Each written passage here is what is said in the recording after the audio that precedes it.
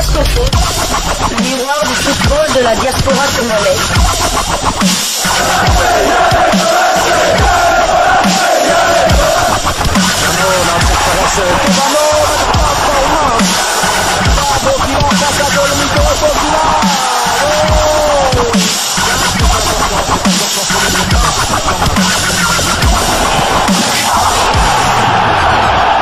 Diascofoot, le miroir du football de la diaspora congolaise.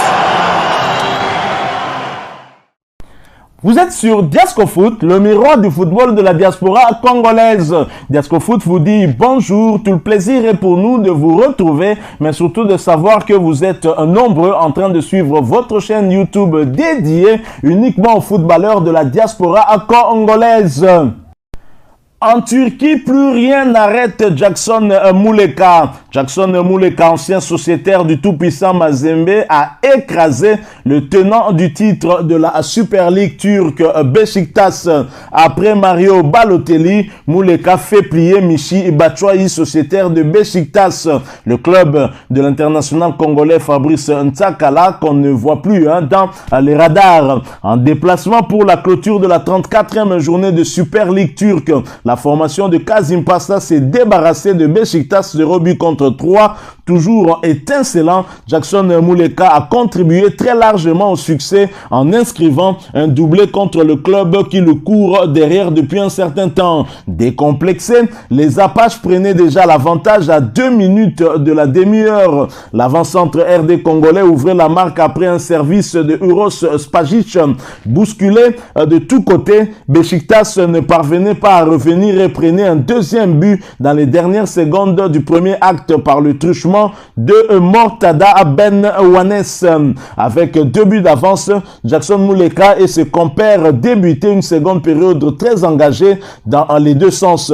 Beşiktaş poussait mais sans inquiéter le verrou adverse, et c'est finalement l'ancien attaquant de Mazembe qui va sceller la note à la 82e minute pour le 3-0, signant ainsi son doublé dans ce match et son 3e depuis qu'il est en Turquie. Une victoire de plus pour Kazim Passa qui demeure en milieu du tableau à la 11e position avec 47 points. Et Jackson Muleka qui n'en finit pas en tout cas de se faire parler de lui. Ses statistiques sont bien évidemment très impressionnantes.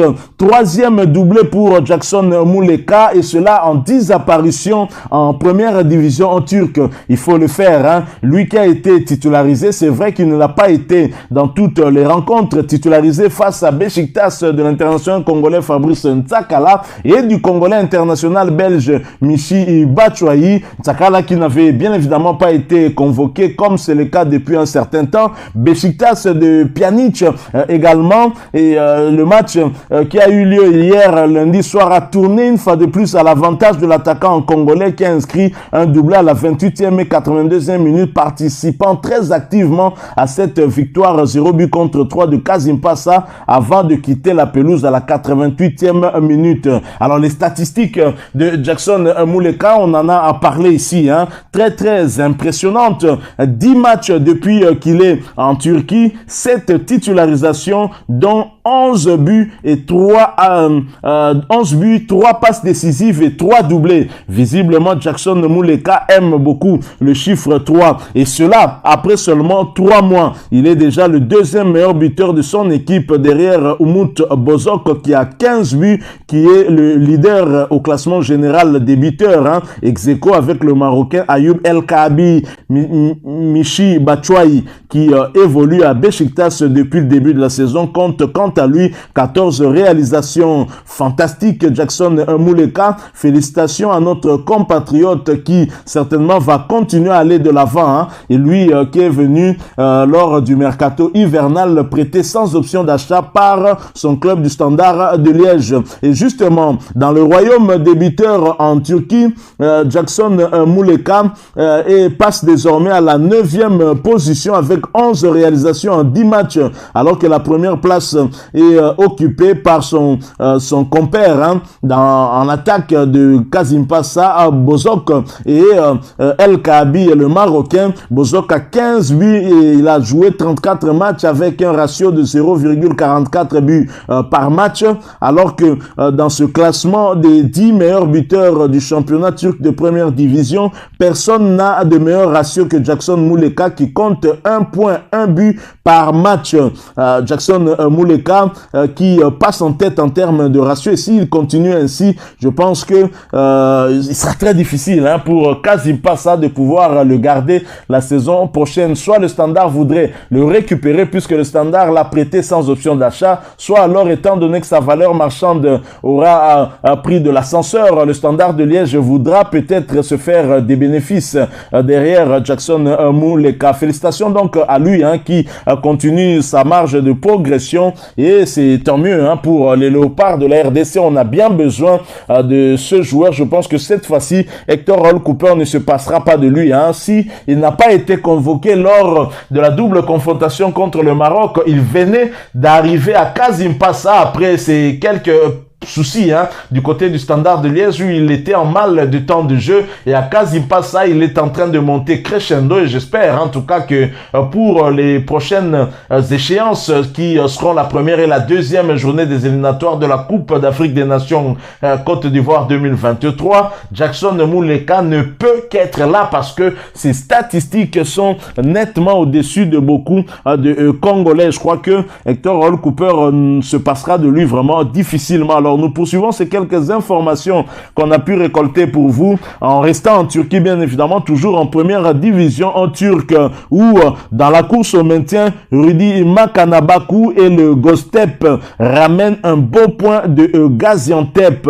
Rudi Makanabaku et Gostep sont allés prendre un point du nul sur le terrain de Gaziantep en match comptant pour la 34e journée du championnat. Score final, 1 but partout. Le jeune ailier congolais a disputé les 4 dernières minutes de cette explication, lui qui n'avait plus joué depuis le 6 février dernier. C'était seulement son 16e match de la saison. C'est un bon point pris par l'ensemble de l'équipe qui se bat pour le maintien. À 4 journées de la fin, le maintien reste encore possible. Ils occupent actuellement la 19e place et sont avant-dernier au classement avec 28 petits points. Pour la 35e journée, ils vont recevoir la formation de Rize Sport de Yannick Yalabolazi. Le match est prévu le dimanche 1er mai prochain. Yannick Yalabolazi et Rize Sport qui sont aussi mal en point et qui luttent aussi pour le maintien, bien évidemment. Alors nous allons terminer ces quelques informations qu'on a prévues pour vous dans le cadre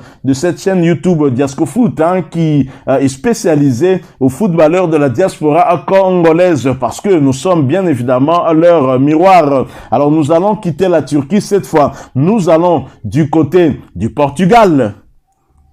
Au Portugal, où c'est la fin de série d'invincibilité en championnat pour le FC Porto et l'international congolais Chancel Mbemba Mangulu. Braga déchire le brevet d'invincibilité du FC Porto. L'international congolais Chancel Mbemba Mangulu et le FC Porto ont chuté sur la pelouse du Sporting Braga 1-0 dans la soirée du lundi 25 avril 2022. Et cela en match comptant pour la 31e journée de la Liga première division portugaise. Titulaire, le défenseur congolais a disputé l'intégralité de cette rencontre comme à son habitude. Ricardo Herta inscrit l'unique but du match à la 54e minute de jeu sur une passe d'Abel Ruiz. Irrésistible depuis le début de la saison, cette défaite du FC Porto a mis fin à sa série d'invincibilité en Liga NOS. Porto tombe sur la pelouse du SC Braga après 58 matchs d'invincibilité en championnat. Malgré cette contre-performance, Chancel Mbemba et ses coéquipiers restent néanmoins en tête du championnat avec 82 points à 3 journées de la fin des hostilités. Il y a un début à toute chose et une fin Hein? Donc c'est à 58 matchs sans défaite que le FC Porto va s'arrêter. Est-ce qu'il y a eu relâchement du côté de Chancel Mbemba Tseko équipé, étant donné que cette équipe est quasiment déjà champion du Portugal cette saison?